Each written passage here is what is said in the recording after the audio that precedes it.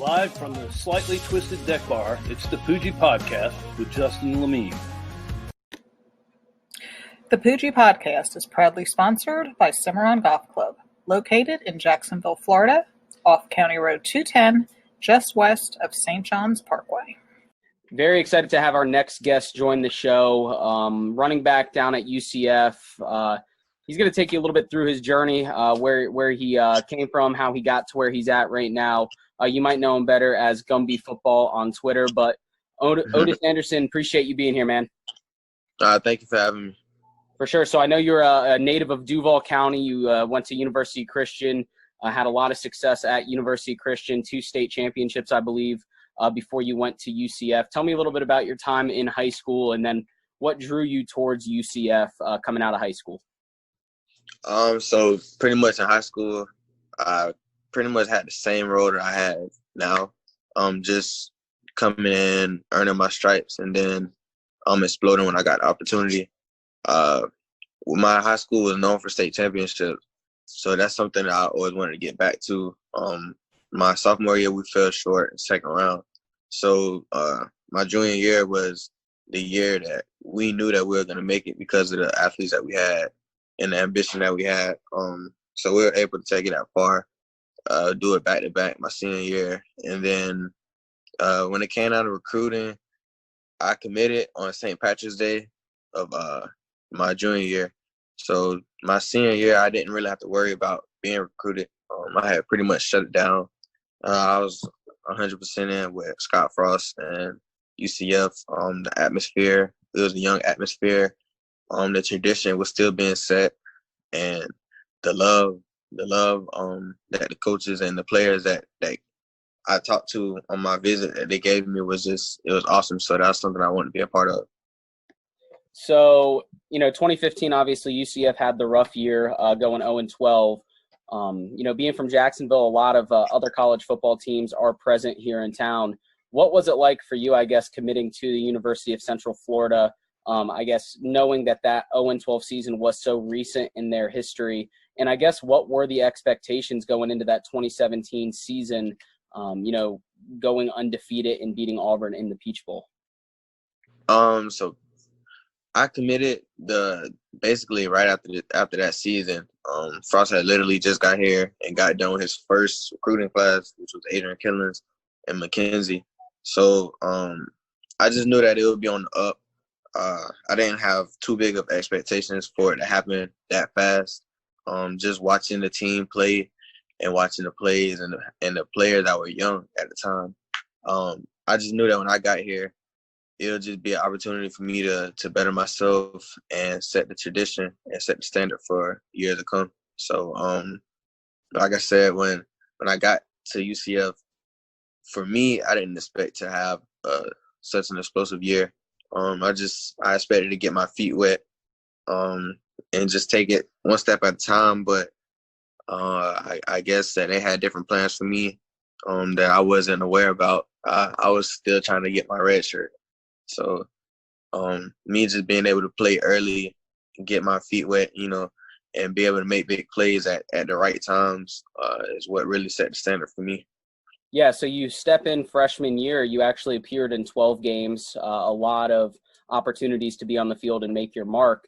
Obviously, the offense at UCF has been explosive ever since you've been there. But what was it like, I guess, stepping into a position that was so crowded and is still so crowded, and how did you find your way to get on the field and make things work? So really, when it came down to playing and it came down to being able to step into such a big role with so many backs, really I had to step up. So when Jawan Hamilton went down, that was pretty much my call to step up and become the player that I can be. So I had to dive into the playbook. I had to know receiver and running back for the game plan.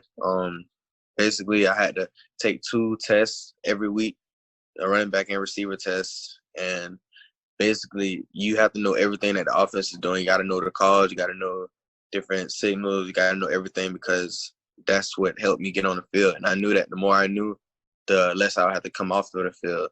So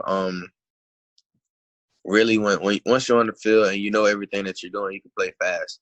And I think that's the advantage I had over other players that were freshmen with me and that were still young in playing time-wise.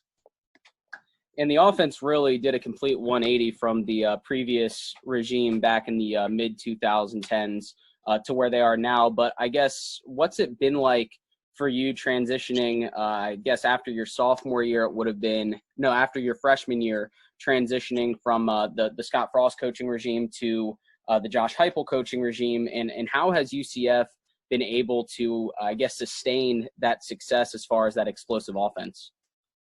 I would say that we're able to maintain it by it's a culture that the players have set.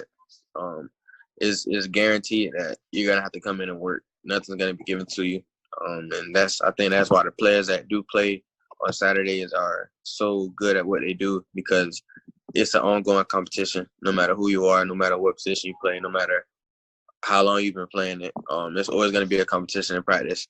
It's always gonna be I have to outwork the next man, so that once you get into the game, you've worked so hard during the week that you know everything that you have to do. You went over it 1,000 times, you visualized it, and now you can do it with your eyes closed in the dark.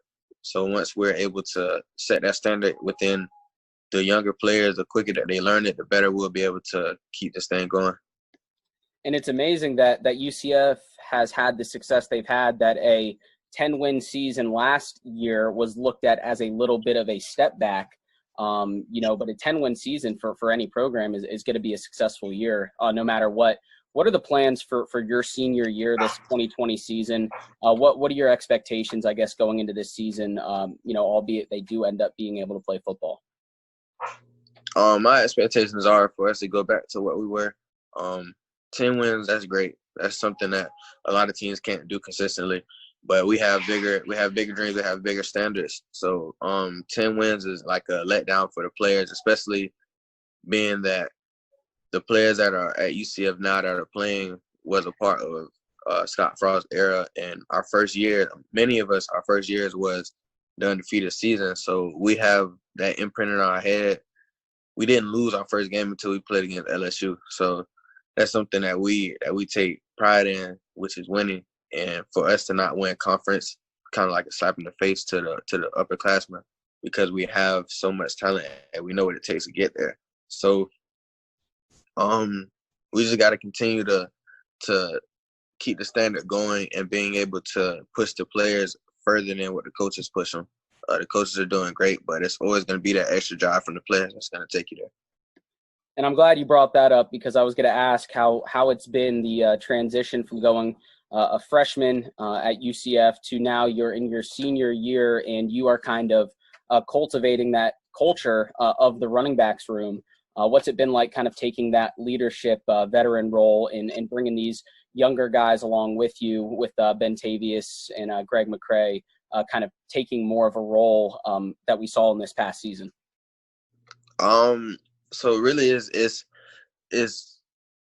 a fact of being able to keep the standard going. Like I said, we created the standard, but you have to have someone there that's going to continuously enforce it. And you have to you'll have a couple players that come in that's not used to it, that were probably just that gifted in high school. So you have to make sure that you're on them the hardest. But at the end of the day, you have to tell them that it's all out of love and that you want them to be the best player that they can be. So once they realize that, then they'll always explode and be greater than what they could have expected to be. Same thing happened with me. I came in, I was working hard, but Traquan just know I can work a lot harder. So him, Adrian Killens, all of them, they all made me. They pushed me past the standard that I had.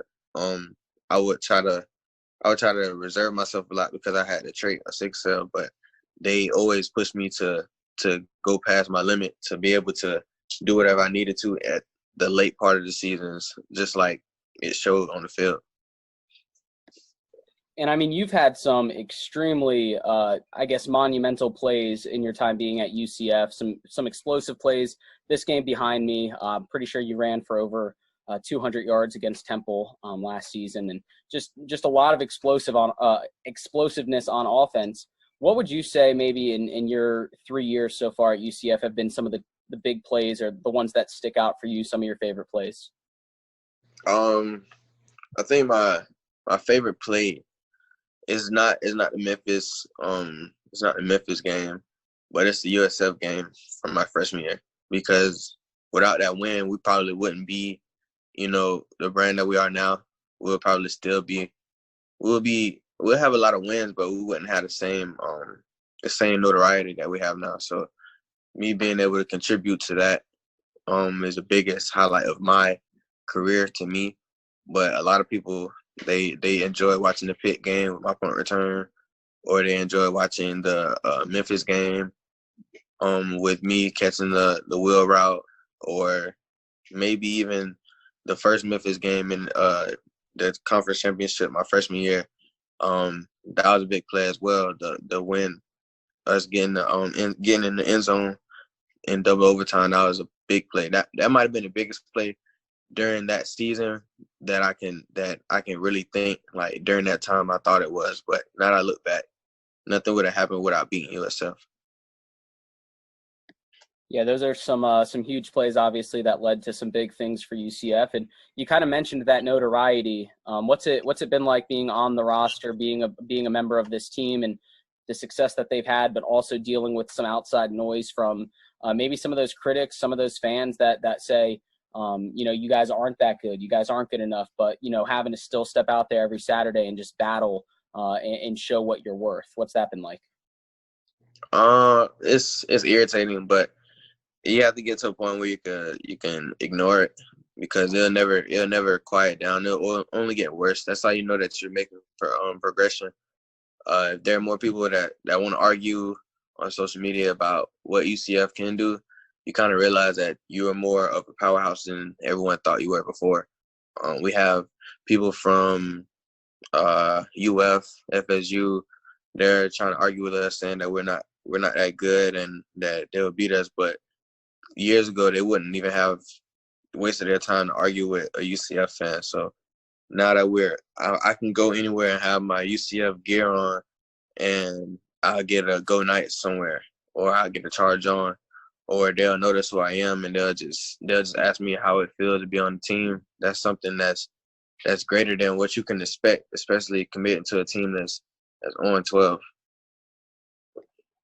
And it's been a lot of fun, like you mentioned, kind of going from being one of those smaller schools, I guess, here in the state, and then becoming kind of a part of the Big Three, Big Four, I guess, if you want to include Miami in that. But even from a fan's perspective, being able to go to these away games and see the massive contingent of UCF fans that travel for this team, the people that get excited for this team. So it's been really something great to be a part of from a fan's perspective. I'm sure even more meaningful from a player's perspective. So I guess my last thing for you is, I know you're from Jacksonville, 904. Can I get you to do a Duval for me? Duval! There we go, Otis. Hey, man, I appreciate you being here. It's been great talking with you, and best of luck this year getting back onto the field once this coronavirus passes. But best of luck to you and the team. All right, man? All right, thank you.